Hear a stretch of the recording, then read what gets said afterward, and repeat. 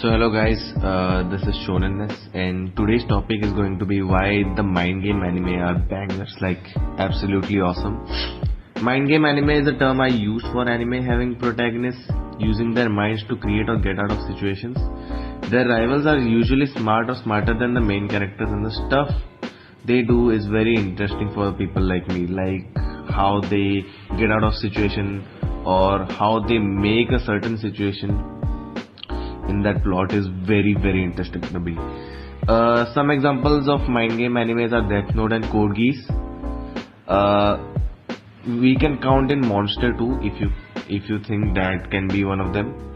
I think it is because the antagonist works like Kira and Lelouch, like he creates these situations for the protagonist so that he never catches him. And I don't know if this genre is generic, but doesn't feel that mainstream, except maybe Death Note. But they are definitely a fun to watch since they aren't predictable, and we are kept thinking what will happen next.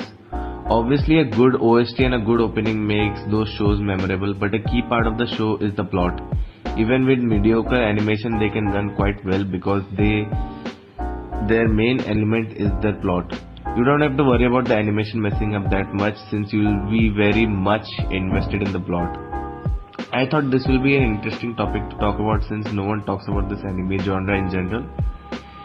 I don't even know if this anime genre exists, like officially exists. So I just termed it as mind game type anime. Like this kind of concept exists in mainstream anime like JoJo, Hunter x Hunter, Naruto, but isn't the main focus in those animes, since they also provide other stuff like action, drama, sadness, etc. Not saying anime like Death Note and Code Geass don't have that feel, but it feels like having a tactical advantage is the main focus of the anime like Code Geass and Death Note. This is a very hidden topic and I guess we need to talk about it more because it exists everywhere, but at least I'm not aware of it being a discussion. Anime like these should be more mainstream since this type of anime it's not generic and it's like the current anime that we are getting. I'm not saying that generic is a bad thing, but it should be mainstream because people need to know about these kind of anime. Like these are really interesting. You don't know what to expect, you don't know what's going to happen next. You will not even notice if a plot twist comes out. Like mostly if a plot twist comes out, you will not notice because everything feels like a plot twist in those kind of anime. It may sound like a bad thing because a ton of events happening constantly will make you think that what's even going on. You will not be able to keep up. Yeah, you can think that, but it doesn't happen like that. Like you may think that it will get confusing for you, but it isn't confusing. You can check it out yourself, but especially in Code Geass and Death Note, I didn't feel that kind of thing. Although I understand why people may be thinking that might be the case in these kind of anime, since I've said that there might be a lot of plot twist or you will not even notice the plot twist, but that doesn't happen, so don't worry about it. Generic isn't bad, but also not something good. We get something we already have seen many times. It can be refreshing to some, but boring for the most part. Like in shonen, we always see a protagonist. They have a dream of becoming the king of something. They want to rule something basically, like Wizard King or a Hokage or a Pirate King. And the One Piece fans are going to get me for this one, but like yeah, they have a certain dream and all the dreams sound the same. They will always have a rival, a friendly rival with them.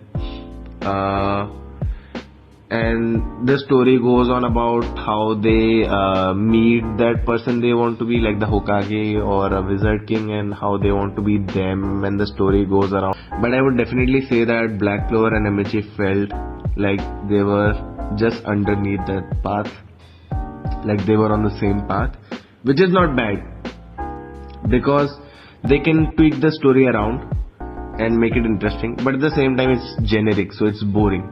Like it's not their fault that they made it boring, it just exists like, yeah, and many people are repeating it over and over again. So it's not a bad thing, but it is boring.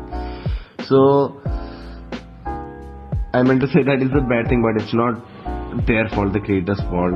They thought the story would run out good, it will run well, but at the same time, yeah, it's not their fault, but it's boring for people like me.